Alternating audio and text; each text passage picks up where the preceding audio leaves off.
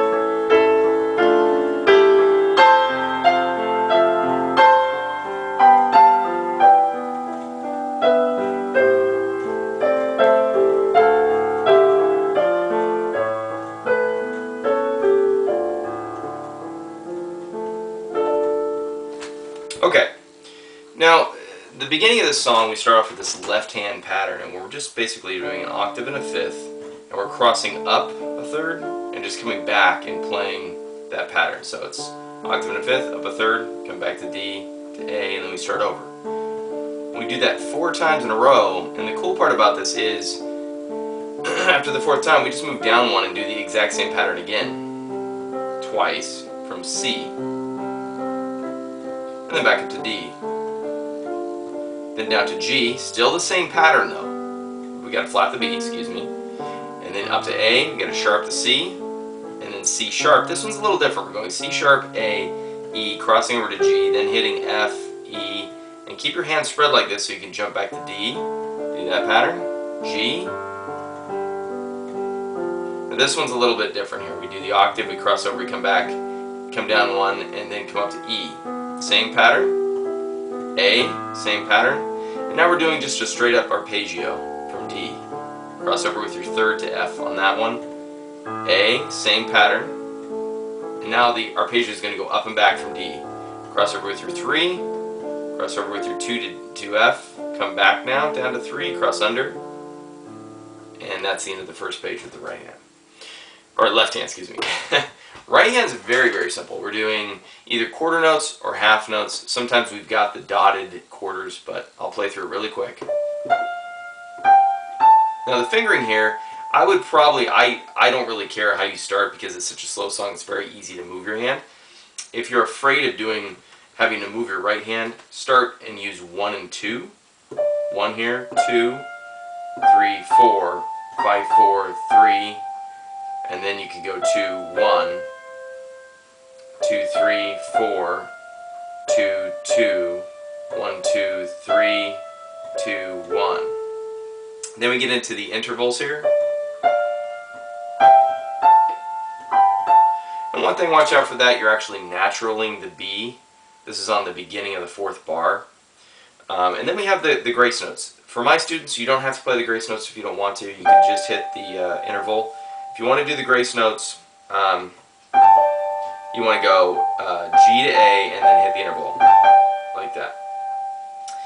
Cross over with your 2 and 5 to B, natural, and E, and then 1 and 3 to G and C, B and D here, up to C and E, and then we're doing 6th right here.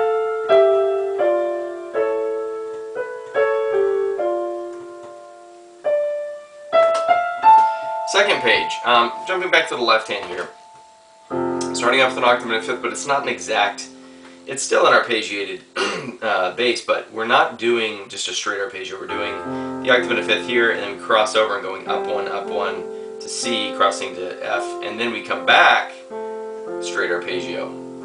So it's a little bit changed up there. Then we go C, we're doing just a straight arpeggio, up and back. Then D, just like the other pattern, but an octave lower. G, same pattern as before, but don't forget your B flat. A, don't forget your C sharp, and then drop to G.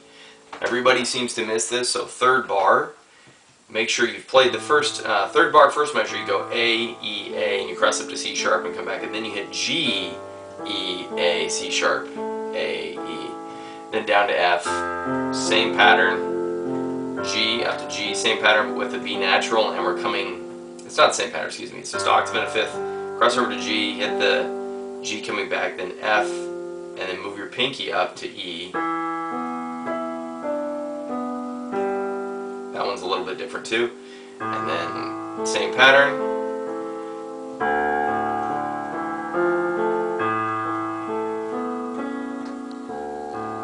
Pretty much it right there. So you get intermixed patterns here. Some of them are just straight up arpeggios, and some of them they change them a little bit, so you need to pay close attention. In the right hand, not so hard. We're making it sound bigger and broader by using an octave and the third on top. Don't forget your B flats, and you're using the octave with the chord on top. So this, I don't think the rest of it's going to be that hard if you can play chords and recognize them. Remember, if you're one of my students, the way I tell you to practice, get your left hand down really well, then you can start. You should be getting both hands well separately if you're not the best sight reader, but put them together after you know them and try to do it in small portions. But your left hand should be really good before you start putting them together. Okay, hopefully this helps. Good luck with What Child Is This?